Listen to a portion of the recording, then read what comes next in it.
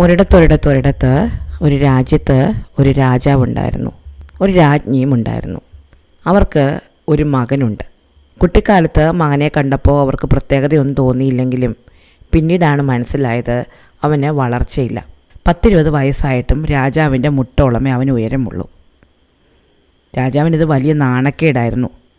അവൻ തൻ്റെ മകനാണ് എന്ന് പറയാൻ പോലും അദ്ദേഹം മടിച്ചു. ഒരുപാട് നാട്ടിൽ നിന്ന് ഒരുപാട് വൈദ്യന്മാരെ വരുത്തി അവർ മകനെ ചികിത്സിപ്പിച്ചെങ്കിലും കുട്ടിക്ക് നീളം വെച്ചതേയില്ല. അവൻ്റെ പേര് ടോം എന്നായിരുന്നു. ടോമിനെ രാജാവ് പുറത്തെങ്ങും കൊണ്ടുപോവുകയില്ല. അവനെ രാജസഭയിലേക്ക് കൊണ്ടുപോവുകയോ രാജകാര്യങ്ങളിൽ ഇടപെടുത്തുകയോ ചെയ്യാറില്ല. രാജ്ഞിക്ക് ഇത് വലിയ വിഷമമായിരുന്നു. എന്തായാലും സ്വന്തം മകനല്ലേ. അവർ മകനെ വളരെയധികം സ്നേഹിച്ചു, ഓമനിച്ചു. അവന് വേണ്ടതെല്ലാം പറഞ്ഞു കൊടുത്തു. ടോം മിടുക്കനായിരുന്നു. എല്ലാ കാര്യങ്ങളും പഠിക്കാനും പ്രാവർത്തികമാക്കാനും മറ്റുള്ളവരോട് നന്നായി ഇടപെടാനും ഒക്കെ ടോമിന് കഴിയുമായിരുന്നു. പക്ഷേ എന്തൊക്കെ ആയാലും ടോമിൻ്റെ പിതാവായ രാജാവ് ടോമിനെ അംഗീകരിച്ചതേയില്ല. അവൻ എപ്പോഴും രാജാവിന് ഒരു നാണക്കേടായി തന്നെ തുടർന്നു. അങ്ങനെയിരിക്കെ രാജ്ഞിക്ക് ഒരു അസുഖം പിടിപെട്ടു. വളരെ ഗുരുതരമായ ഒരു അസുഖം. രാജ്ഞി മരണശയ്യയിലായി. മരിക്കുന്നതിന് മുമ്പ് അവർ രാജാവിൻ്റെ കൈ പിടിച്ചിട്ട് പറഞ്ഞു, നിങ്ങളോട് എത്ര പറഞ്ഞാലും നിങ്ങൾ ടോമിനെ സ്നേഹിക്കയില്ല എന്നെനിക്കറിയാം. എനിക്കതിലിനി ഒന്നും ചെയ്യാനില്ല. പക്ഷേ എനിക്കൊരാഗ്രഹമുണ്ടാകും, നടത്തിത്തരണം. ഞാൻ മരിച്ചു കഴിഞ്ഞാൽ എനിക്ക് നദിക്കരയിൽ ഒരു സ്മാരകം നിർമ്മിക്കണം. ആ സ്മാരകത്തിൽ എൻ്റെ ശവകുടീരത്തിനടുത്തായിട്ട് ഒരു ലില്ലിച്ചെടി നട്ടുപിടിപ്പിക്കണം.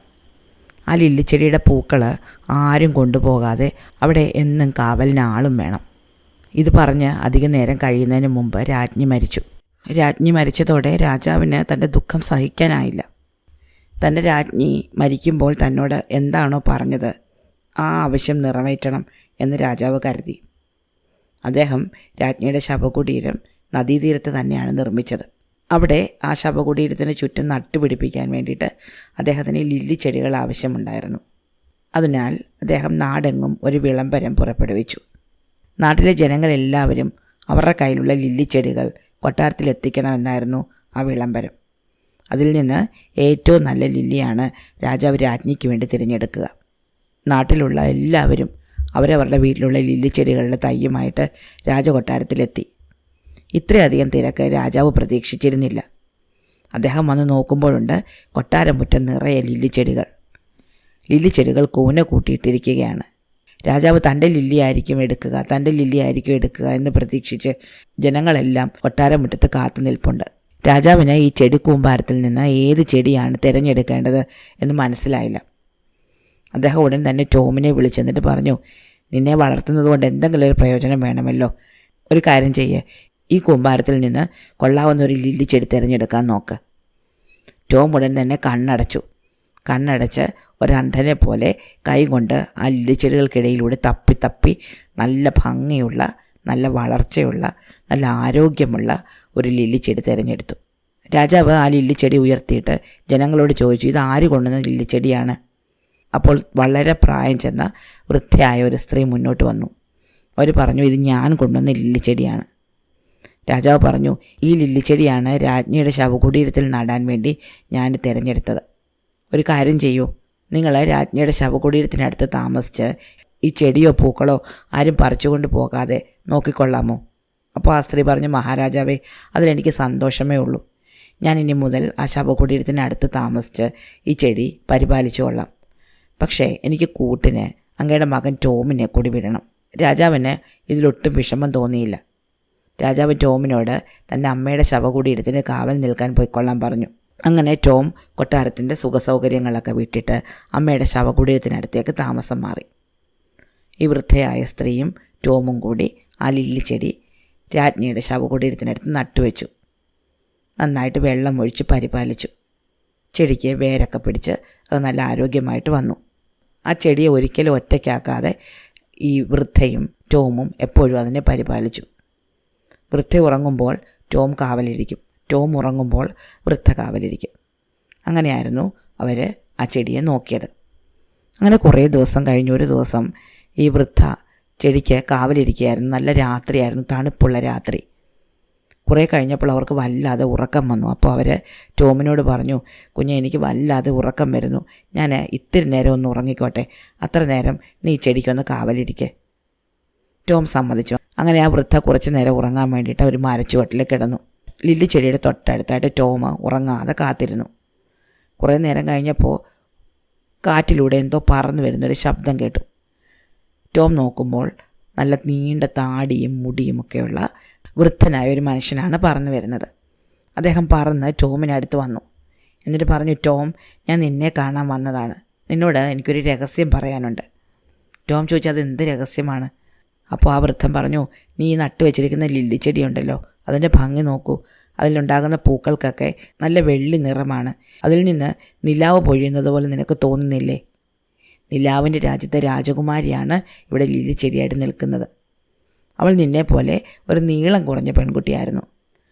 പക്ഷെ അതുകൊണ്ട് അവൾക്കൊരു കുഴപ്പവുമില്ല. കാരണം അവളുടെ അച്ഛനും അമ്മയും സഹോദരങ്ങളും എല്ലാവരും എന്ന് വേണ്ട, അവരുടെ നാട്ടിലെ എല്ലാവരും നീളം കുറഞ്ഞവരാണ്. അവരുടെ രാജ്യം ചന്ദ്രനടുത്തുള്ള മേഘക്കൂട്ടങ്ങൾക്കിടയിലാണ്.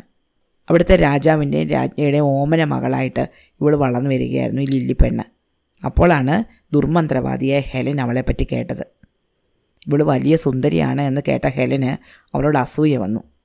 അങ്ങനെ ലില്ലി രാജകുമാരിയെ കാണാൻ വേണ്ടിയിട്ട് ഹെലൻ അവരുടെ കൊട്ടാരത്തിൽ ചെന്നു. ആ സമയത്ത് തൻ്റെ പിതാവിൻ്റെയും മാതാവിൻ്റെയും നടുക്ക് വളരെ സന്തോഷത്തോടെ ഇരിക്കുകയായിരുന്നു ലില്ലി രാജകുമാരി. ഹെലൻ കുറച്ച് ദിവസത്തേക്ക് അവളെ തൻ്റെ കൂടെ വിടണം എന്ന് രാജാവിനോട് അഭ്യർത്ഥിച്ചു. ഇതിനെതിരെ പറഞ്ഞാൽ തൻ്റെ മകളെ ഹെലൻ ശപിക്കുമോ എന്ന് പേടിച്ച രാജാവും രാജ്ഞിയും ലില്ലി രാജകുമാരിയെ കുറച്ച് നേരത്തേക്ക് ഹെലൻ്റെ ഒപ്പം വിട്ടു. ഹെലനാണെങ്കിൽ വളരെ ദുഷ്ടയായൊരു ദുർമന്ത്രവാദിനിയായിരുന്നു. അവർക്കൊരു കുതിരയുണ്ട്, വെളുത്ത ഒരു കുതിര. അതിന് ചിറകുകളുണ്ട്. അത് പറന്നാണ് നടക്കുക. അതിൻ്റെ മൂക്കിൽ നിന്ന് ശ്വാസം വരുമ്പോൾ തീയും കൂടി വരും. ആ കുതിരപ്പുറത്ത് ലില്ലി രാജകുമാരിയെ എടുത്തു വെച്ചിട്ട് ഹെലനൊപ്പം കയറി പറന്ന് താഴേക്ക് വന്നു. യാത്രയിലുടനീളം ലില്ലി രാജകുമാരിയുടെ സൗന്ദര്യത്തിൽ അസൂയ പൂണ്ടിരിക്കുകയായിരുന്നു ഹെലൻ. അങ്ങനെ കുറേ നേരം കഴിഞ്ഞപ്പോൾ ദേഷ്യം അടക്കാൻ വയ്യാതെ ഹെലൻ അവളെ ശപിച്ചു, ഒരു ലില്ലി ചെടിയാക്കി മാറ്റി. ഹെലന് 2 ജോലിക്കാരികളുണ്ടായിരുന്നു. ദുഷ്ടയായ ഒരു ജോലിക്കാരിയും വളരെ നല്ലവളായൊരു ജോലിക്കാരിയും. ലില്ലി ചെടിയായി മാറ്റി മുറ്റത്ത് ആരെങ്കിലും ചവിട്ടി മെതിച്ച് കളഞ്ഞുകൊള്ളട്ടെ എന്ന് കരുതി ഹെലൻ ഉപേക്ഷിച്ച ലില്ലി രാജകുമാരിയെ നല്ലവളായ ആ ജോലിക്കാരി എടുത്തുകൊണ്ട് രാജകൊട്ടാരത്തിലേക്ക് വന്നതാണ്. അങ്ങനെയാണ് നീ അവളെ നിൻ്റെ അമ്മയുടെ ശവകുടീരത്തിൽ നട്ടുവെക്കാൻ വേണ്ടി തിരഞ്ഞെടുത്തത്. എന്നാൽ നല്ലവളായ ജോലിക്കാരി ഈ ലില്ലി ചെടിയും കൊണ്ട് പോകുന്നത് ദുഷ്ടയായ ജോലിക്കാരി അറിഞ്ഞിരുന്നു.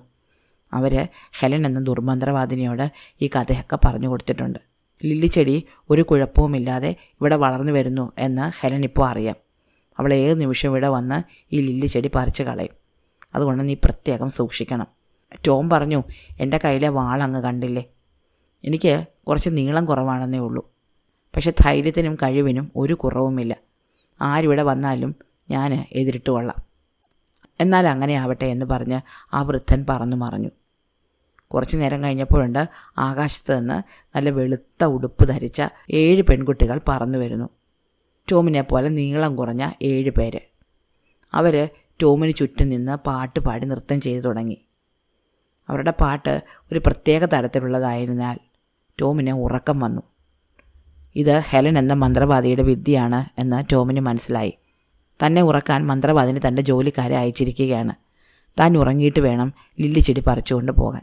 ടോം ഉടൻ തന്നെ ഉറങ്ങിക്കിടക്കുകയായിരുന്ന വൃദ്ധയായ ജോലിക്കാരിയെ വിളിച്ചു. അവർ ചാടി എഴുന്നേറ്റു. അവർക്ക് ഈ 7 പെൺകുട്ടികളെ അറിയാം.